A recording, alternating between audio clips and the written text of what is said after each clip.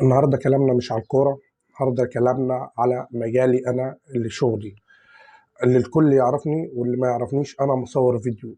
الحمد لله والفضل لله في مجالي. يعني الواحد شاف كتير ومواقف كتير، بس السنتين الأخرانيين دول حصل يعني في ظاهرة ظهرت معانا، وهي مش هنقوله ظاهرة، يعني هي من فترة قديمة موجودة.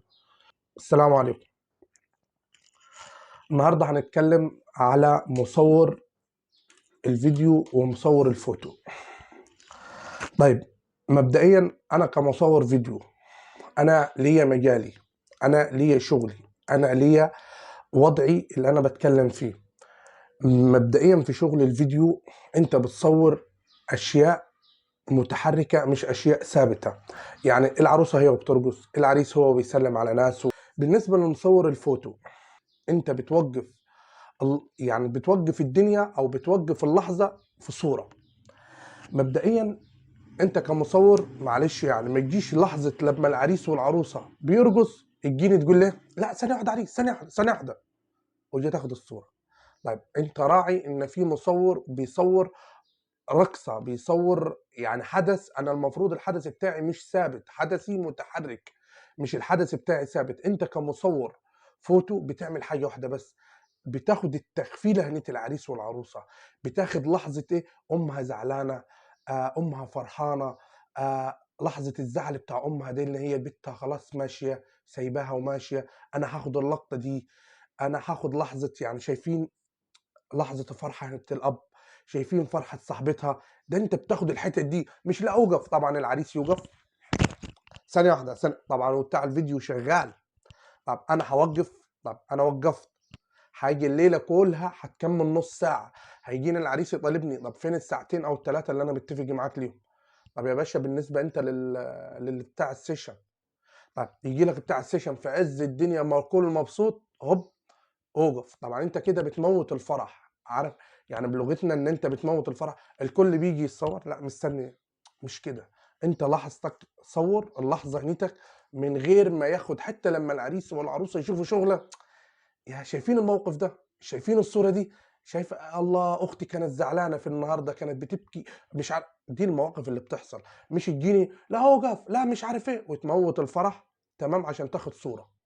لا ده احنا يا ريت في حته ان احنا نتعاون مع بعضينا كمصور فيديو وكمصور سيشن. الحاجه الثانيه حضرتك كمصور، الكلام ده على مصور الفيديو او مصور السيشن، انت مش طيار، انت مش يوسف شاهين، انت مش اسلام ناجي، انت مصور بتاخد لقطه. سواء مش ينفعش تتكبروا على بعض. انا بشوف مواقف كتير من مصورين الفوتو، طبعا الواحد لو مؤاخذه يصور صورتين حلوين، لا انا مفيش زيي فلان. إيه فلان مين يا عمي؟ فلان ده ما يعرفش فلان وفلان. طب انت مين؟ انت مين اصلا عشان تتكلم على فلان؟ انت ايه السي في بتاعك عشان انت تتكلم على فلان؟